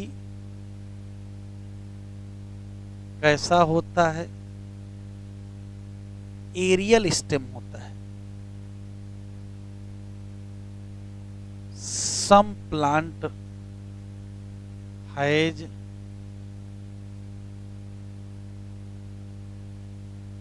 underground stem. वो क्यों होता है? तो अंडरग्राउंड स्टेम या तो स्टोरेज के लिए होगा और या तो प्रोटेक्शन के लिए। जमीन के नीचे बच भी तो जाएगा, जंगल में लग गई आग, ऊपर का हिस्सा जल खत्म हो गया, तो कौन से पौधे बचेंगे? जिनका अंडरग्राउंड स्टेम होगा वो बच जाएंगे। तो आर्गन ऑफ पेरिनेशन या वेजिटेटिव प्रोपेगेशन, जैसे आलू है, छोटे छोटे टुकड़े में काट के उसको बो देते हैं, नए आलू के पौधे निकल आते हैं। तो स्टेम से अगर नया पौधा बना तो इसको वेजिटेटिव प्रोपेगेशन कहेंगे। तो अंडरग्राउंड स्टेम या तो स्टोरेज के लिए बनाया गया होगा या तो वेजिटेटिव प्रोपेगेशन के लिए बनाया गया होगा। काहे के लिए?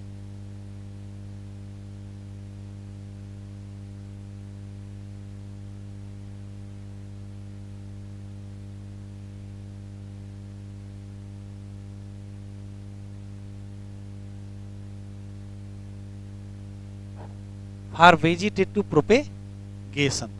अंडरग्राउंड स्टेम के नाम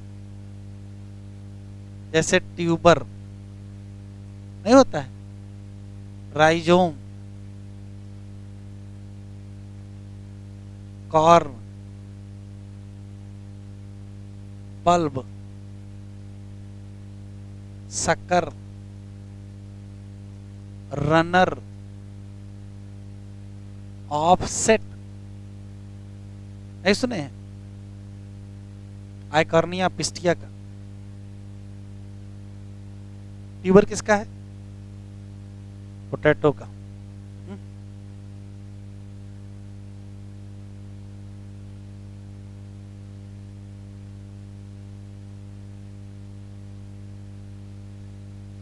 the feature distinguish stem from root. बताओ, तो कहोगे stem ascending part of axis bearing branches leaf flower और it develop from plumule of the embryo. Stem में क्या होंगे और क्या होंगे, वो रीजन जहां से क्या लगी होगी, लीफ, उसका नाम नोड, और इंटरनोड क्या है, portion between two node. Stem में बड भी होंगे, हो सकता है वो टर्मिनल हो या एक्सिलरी। इधर देखो, यहां बड लगी है टर्मिनल और यहां बड लगी है तो एक्सिलरी। स्टेम सामान्यतया हरे रंग के होंगे, कब, यंग, और बाद में वुडी और ब्राउन। मेन फंक्शन छूट गया, भी लिख लेंगे। ऑफ स्टेम क्या है, एक तो ब्रांचेज बनाओ, और ब्रांच जितनी बढ़िया ब्रांच उतनी ज्यादा पत्तियां, उतने फ्लावर, उतने फ्रूट। और दूसरा काम, conduct water mineral and photosynthesis. कुछ stem perform function of support protection even क्या। तो एक लाइन जरा लिख लो, फिर लिखते हैं।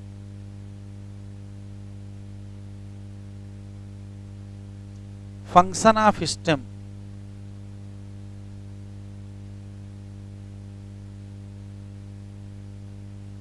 तो पहला है तो ब्रांचेज कंटेन, जितना ज्यादा ब्रांच उतनी ज्यादा लीव्स, उतना ज्यादा फ्लावर, उतना ज्यादा फ्रूट। दूसरा है ट्रांसपोर्ट, किसका, वाटर मिनरल और फोटो सिंथेट। ये क्या होता है, जो फोटोसिंथेसिस से बना उसका नाम फोटोसिंथेट। मॉडिफिकेशन भी हो जाएगा, और मॉडिफिकेशन काहे के लिए, सपोर्ट के लिए, प्रोटेक्शन के लिए, और वेजिटेटिव प्रोपेगेशन, स्टोरेज के लिए।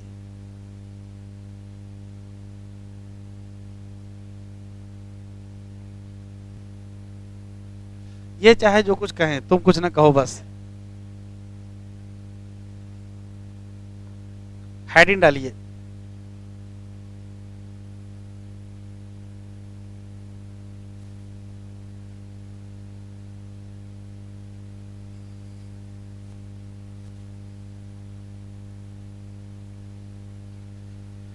Modification of stem,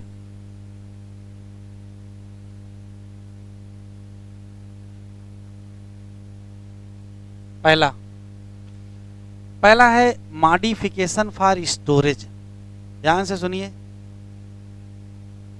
underground stem, किसके किसके, पोटैटो के, जिंजर के, टर्मरिक के, जिमीकंद के और कोलोकेशिया, और भी हैं। इन सब के अंडरग्राउंड स्टेम मॉडिफाई किए हैं स्टोरेज के लिए, एक काम।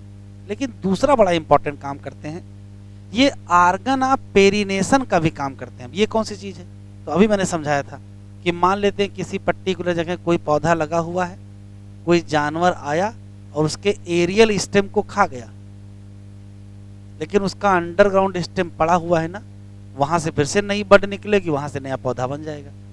या मान लेते हैं कोई पौधा लगा है और बहुत ज्यादा गर्मी पड़ गई और एरियल पार्ट सूख गया, तो अगर एरियल पार्ट सूख गया ऊपर का हिस्सा, तो अंडरग्राउंड नीचे पड़ा हुआ है, जब कंडीशन अच्छी होगी तो यहीं से नया पौधा फिर से क्या होगा, फिर से निकल आएगा। कहने का मतलब ये है कि अंडरग्राउंड स्टेम किसी पौधे को एडवर्स कंडीशन में बचा ले जाता है। ऐसा कोई भी आर्गन जो एक सीजन, जो खराब सीजन चल रहा हो उसमें बचा ले जाए और अगले सीजन में नया पौधा बन जाए, उस आर्गन को आर्गन ऑफ पेरिनेशन कहते हैं। तो जितने अंडरग्राउंड स्टेम है वो सब किसका काम कर लेते हैं, कहोगे आर्गन ऑफ पेरिनेशन। कैसे, तो मैंने बताया कि हाँ एरियल पार्ट डैमेज हो जाएगा किसी कारण से, अंडरग्राउंड पार्ट, जंगल में आग लग गई, जंगल में आग लग गई, ऊपर का हिस्सा जल जाएगा लेकिन अंडरग्राउंड वाला बच जाएगा, अंडरग्राउंड वाला बच जाएगा, पानी बरसात होगी फिर से नए पौधे बन जाएंगे। तो ऐसा कोई भी अंडरग्राउंड स्टेम जो एक सीजन जो खराब वाला हो उसके बाद अगले अच्छे सीजन तक जान बचा ले जाए, उसको क्या कहोगे? Organ of perennation. तो या तो आर्गन ऑफ पेरिनेशन का एग्जाम्पल पूछेगा या तो मॉडिफिकेशन फॉर स्टोरेज का पूछेगा। तो किसका इसका एग्जाम्पल दोगे? पोटैटो दिया है, राइजोम दिया है, जिंजर दिया है, जिमी कंद, ये कौन सा कंद है? ये वही है एमार्फोफाइलस, टालेस्ट फ्लावर का सुने हो, उसी का बोटेनिकल नेम एमार्फोफाइलस और हिंदी में उसको जिमी कंद कहते हैं, अंग्रेजी में पता नहीं क्या कहते हैं। ठीक है, और कौन सा? कोलोकैसिया, जिसमें घुइयां और आलू। वेरी गुड, बहुत सही। इनके लिए घुइयां आलू एक जैसा है।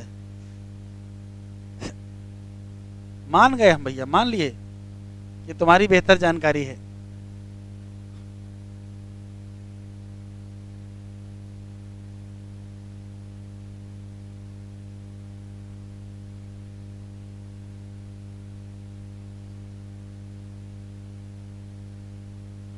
लिखो modification for storage and organ of perennation.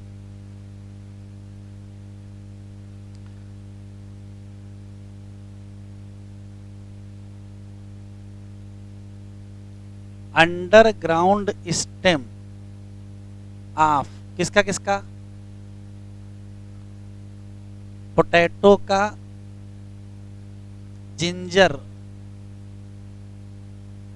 Turmeric, Jimmy कंद,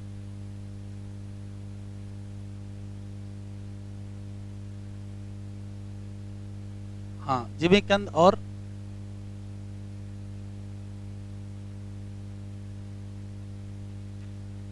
इन सब के अंडरग्राउंड स्टेम क्या करते हैं?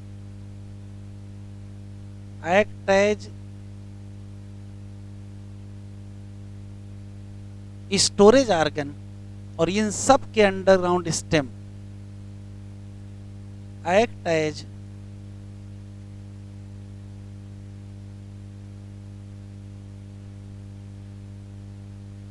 Argon of perennation. ये क्या है? To tide over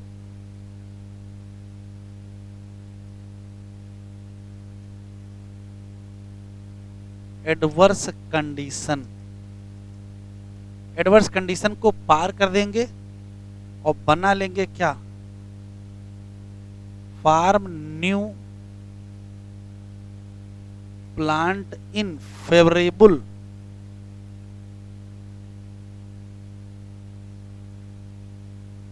condition. Favourable condition में नया पौधा निकल आएगा, ऐसे आर्गन को आर्गन ऑफ पेरिनेशन। दूसरा,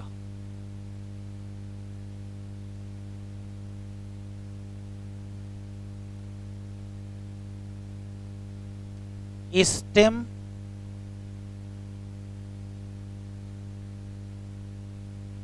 मॉडिफिकेशन फॉर सपोर्ट।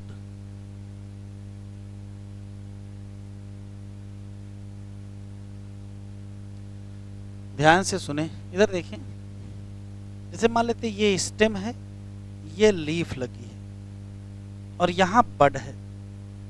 इस बड का नाम axillary bud.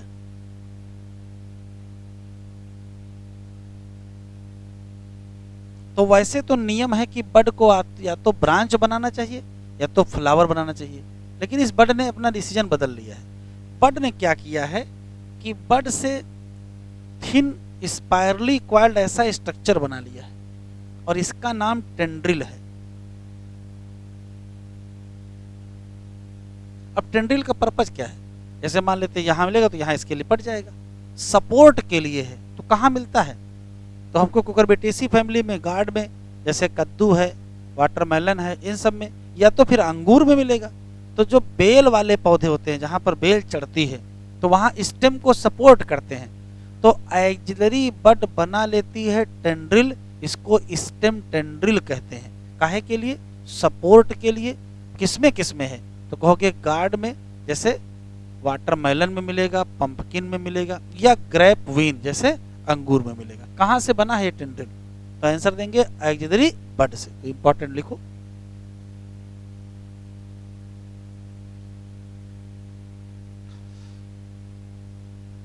Stem tendril develop from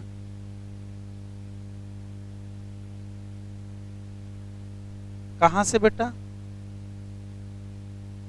axillary bud. Develop from axillary bud to support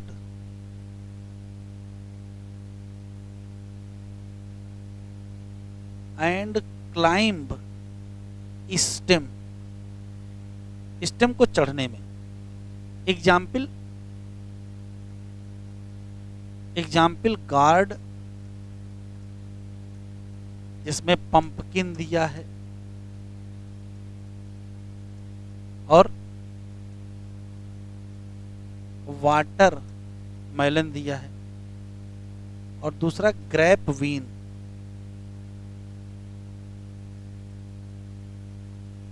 तो ये याद रखिएगा, ये टेंड्रिल कहां से आया है?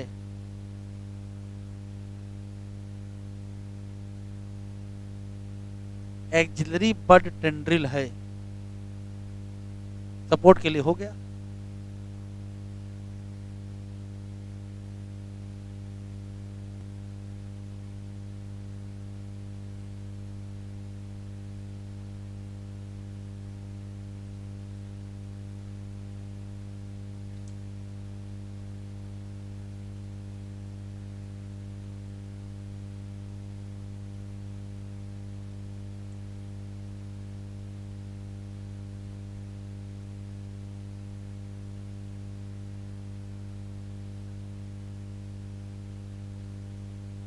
तीसरा,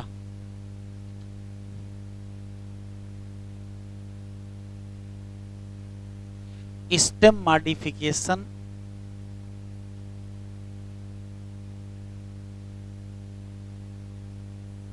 मॉडिफिकेशन फॉर प्रोटेक्शन। इधर देखो, ये मान लेते हैं कि स्टेम है, ये लीफ है, तो यहां क्या होगी? तो यहां बड होगी। कौन सी बड?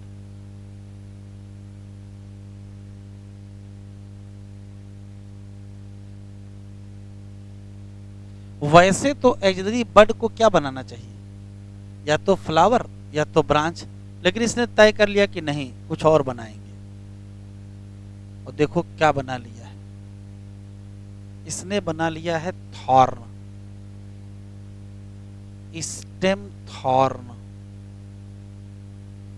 ये पॉइंटेड सॉलिड थॉर्न कांटा जैसा स्ट्रक्चर बन गया है। क्यों बनाया है? कि कोई जो ब्राउजिंग एनिमल, जो चरने वाले जानवर हैं, वो इसको ना खा पाए।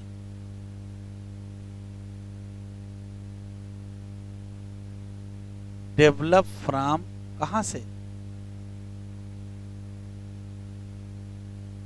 एक्सिलरी बड। ये है क्या? सॉलिड पॉइंटेड स्ट्रक्चर है। काहे के लिए? फॉर प्रोटेक्शन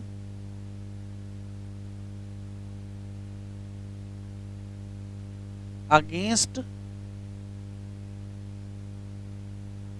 ब्राउजिंग एनिमल, जो चरने वाले जानवर हैं, या ग्रेजिंग एनिमल। एग्जाम्पल,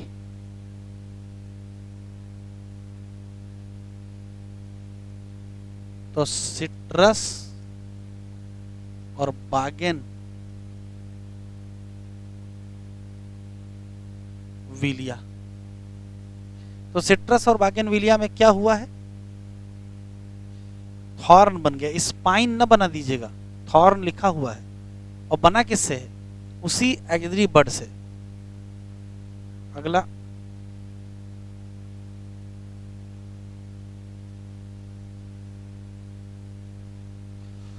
चौथा है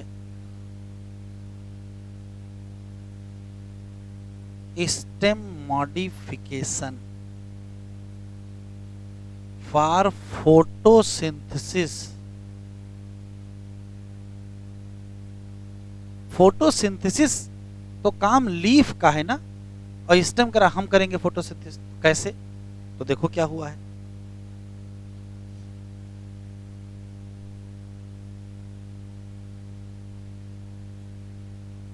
ऐसे प्लांट जो ग्रो करते हैं एरिड रीजन, डिजर्ट, जहां पर पानी की कमी होगी,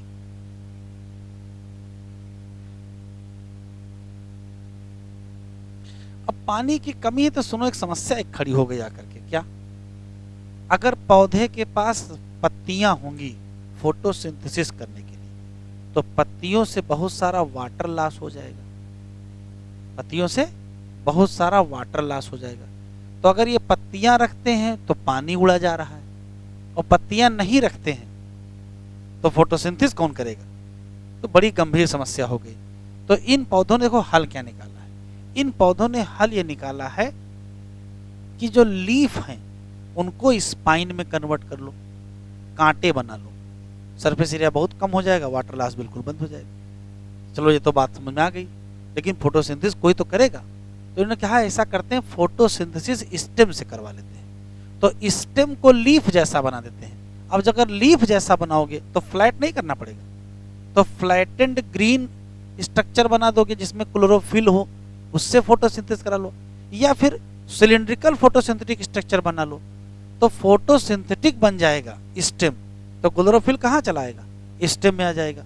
तो जो एरिड रीजन में पौधे रहते हैं या डिजर्ट एरिया में रहते हैं, इन्होंने क्या किया है?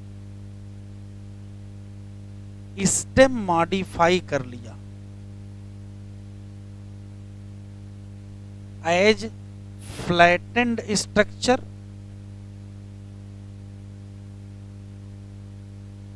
या फ्लैसी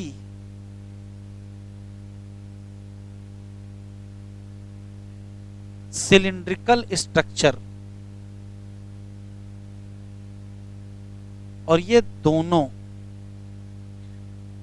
फोटोसिंथेटिक स्टेम बन गए।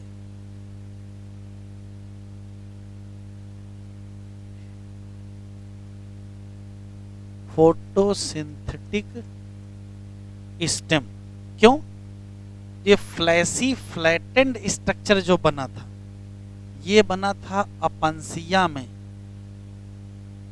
इसमें बना, और फ्लैसी सिलिंड्रिकल जो स्ट्रक्चर बना है ये यूफॉर्बियम बना है। तो चाहे फ्लैटेंड स्ट्रक्चर कहो चाहे फ्लैसी सिलिंड्रिकल, दोनों का पर्पज क्या है? फोटोसिंथेसिस करना है, क्योंकि यहां क्या होगा? Have chlorophyll. तो स्टेम मॉडिफाई कर गया किसके लिए? फोटोसिंथेसिस के लिए। और स्टेम मॉडिफाई करके कैसा स्ट्रक्चर बना है? फ्लैटेंड, या तो कैसा बना है? फ्लैसी। फ्लैटेंड है तो, और फ्लैसी है तो यूफॉर्बिया, यहां बना भी लेते हैं। ये लीफ लाइक स्ट्रक्चर ऐसे बन गया है, इस टाइप का स्ट्रक्चर बन जाता है, और इसके ऊपर कांटे लगे होते हैं ऐसे ऐसे।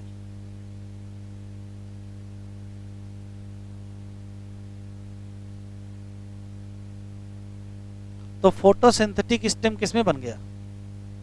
अपंसिया में और यूफॉर्बिया। अब अपंसिया के बारे में दो स्पेशल बातें पढ़ लेंगे।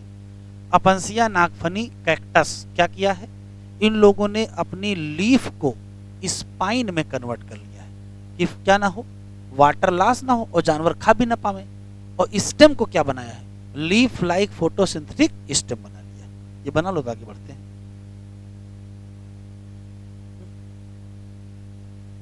स्पाइन बहुत पतले होते हैं वो हार्ड होता है, टफ होता है, ये उतने मजबूत नहीं होते। बढ़े तो नागफनी के पौधे में, चाहे नागफनी कहो, चाहे कैक्टस कहो, चाहे ओपनसिया कहो, बात एक ही है। स्पाइन क्या है? मॉडिफाइड लीफ, और जो लीफ जैसा है वो स्टेम है। लिखे, साइड हेडिंग डालो, वेजिटेटिव प्रोपेगेशन बाय स्टेम या अंडरग्राउंड स्टेम या stem, vegetative propagation by stem. शुरू करें।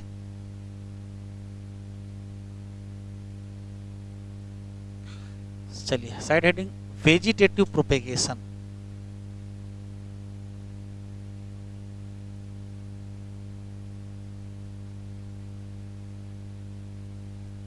बाय स्टेम,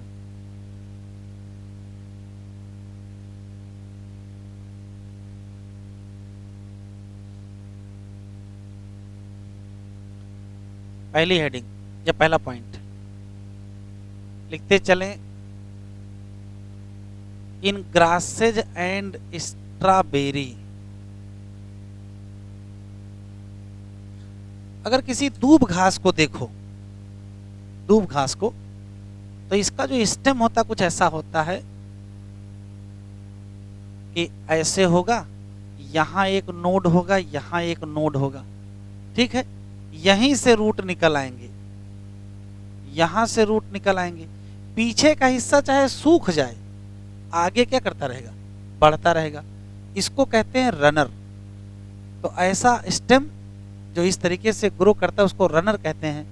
तो हमेशा ये इस अंडरग्राउंड स्टेम स्प्रेड कर जाएगा न्यू एरिया में, अगर पीछे का हिस्सा मर भी जाए तो कोई फर्क नहीं पड़ता है। लिख लो,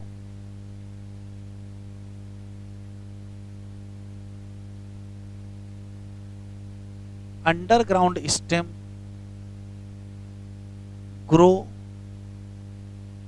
टू न्यू नाइक। ये नाइक जो शब्द है ये इकोलॉजी का है, वहीं पढ़ेंगे। ये वास्तव में हैबिटेट से मिलता जुलता शब्द है। व्हेन ओल्डर पार्ट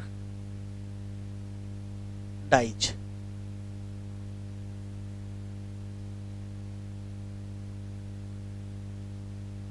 ऐसे होता है। दूसरा, mint and jasmine.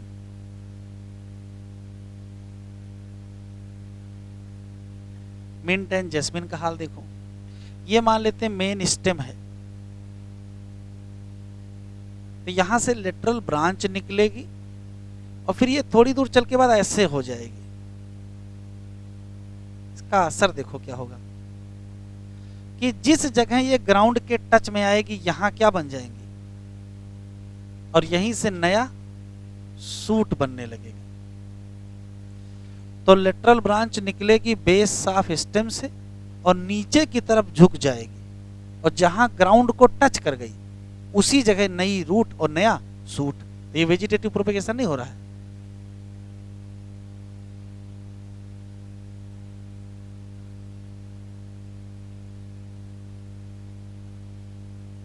lateral branch arise from base of stem and arched downward, नीचे की तरफ झुक जाएगी और वहीं से न्यू सूट अपीयर हो जाएगा।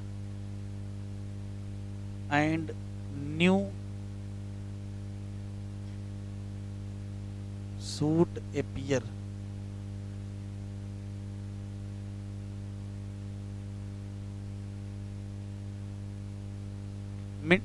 ग्रासेज और स्ट्रॉबेरी में जो ये स्टेम का पार्ट है इसको रनर कहते हैं, और मिंट और जैस्मिन वाले को स्टोलन कहते हैं। तीसरा कौन सा है?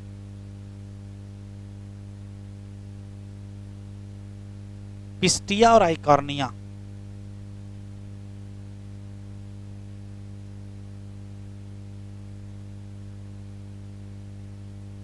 जलकुंभी, इसमें क्या होता है? लेटरल ब्रांच होगी जिसमें 60 इंटरनोड होंगे। Lateral branch with 60 internode. एक बात, रोजेट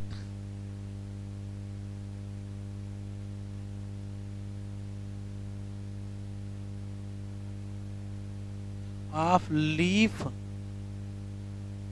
एंड रूट एराइज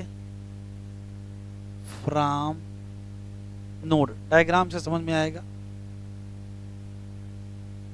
जैसे ये 60 इंटरनोड है, ये एक लेटरल ब्रांच है, इसमें एक नोड ये है और एक नोड ये है।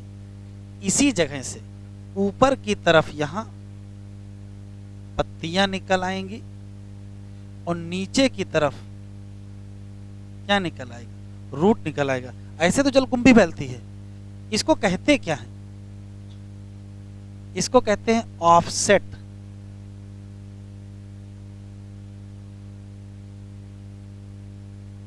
फॉर्मेशन। अब एक बार क्वेश्चन आया है, ऑफसेट जब बनता है तो बताओ डिवीजन कौन सा होता है, माइटोसिस की मियोसिस? तो वेजिटेटिव प्रोपेगेशन है, माइटोसिस से होगा।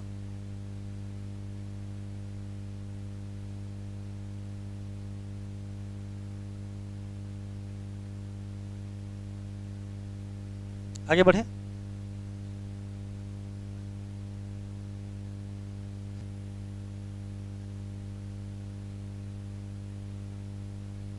इन बनाना, पाइनएप्पल एंड क्राइसैंथेमम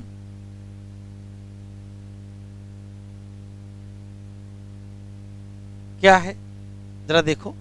जैसे मान लेते हैं कि ये मेन एक्सिस है,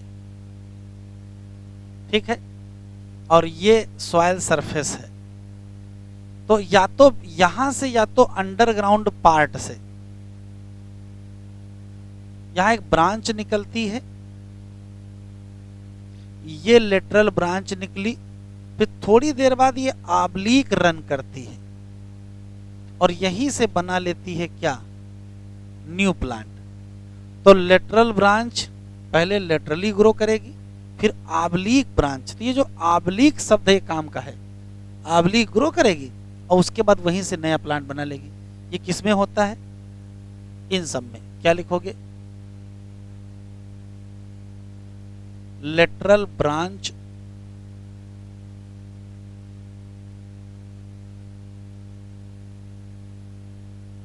arise from basal part या underground part of main axis that run horizontal then oblique grow करेगा टू मेक न्यू प्लांट। अगर ऑब्लिक ग्रो मिल जाए, ये है,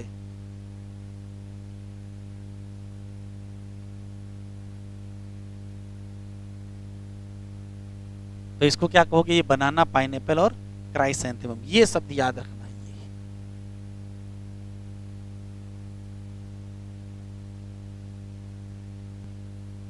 एनसीईआरटी खोलो।